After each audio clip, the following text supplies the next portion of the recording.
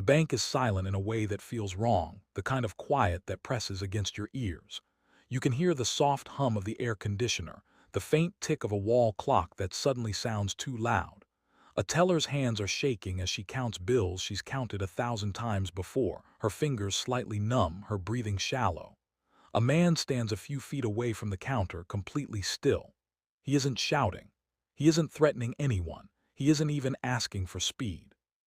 He just stands there, eyes tired, shoulders slumped, like someone waiting in line at the grocery store. This wasn't the loudest robbery. No alarms blared. No one screamed. No one ran. And yet something about this moment feels heavier than chaos ever could. If no one was hurt, if no weapon was fired, why did everyone who walked out of that bank feel like something inside them had shifted forever? Before we go any further, before we dive deeper into this story, let us know in the comments where you're watching from. We'd love to hear from you. And if you're new here, click on the subscribe button so you never miss any of our upcoming videos. Because what happened next wouldn't be counted in money. 6 hours earlier, it was just another Tuesday morning in a small American town that most people pass through without noticing.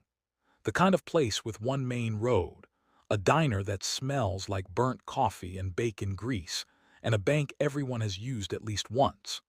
The man standing at the counter was known as Daniel to the people who shared nods with him at traffic lights, though no one really knew him. He lived alone in a modest apartment above a hardware store, paid his bills on time, and used to work at a packaging plant on the edge of town.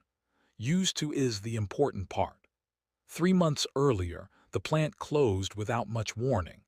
2 weeks after that, Daniel's mother, the only family he had left, passed away quietly in her sleep. At her funeral, he stood alone, hands folded, listening to the wind move through the trees, thinking about how she used to call every Sunday just to ask if he'd eaten. Have you ever had everything familiar disappear in such a short time that your mind struggles to catch up? By the time Daniel walked into the bank that morning, he hadn't slept properly in days.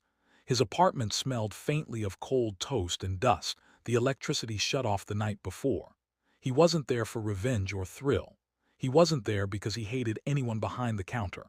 He was there because he had reached a quiet, desperate edge that no one else could see. As the teller, a woman named Rachel, looked up at him, she noticed his eyes first. Not angry, not wild. Just empty in a way that made her chest tighten. When he spoke, his voice was low and steady. "I need you to give me what's in the drawer," he said. "No rush. No shaking.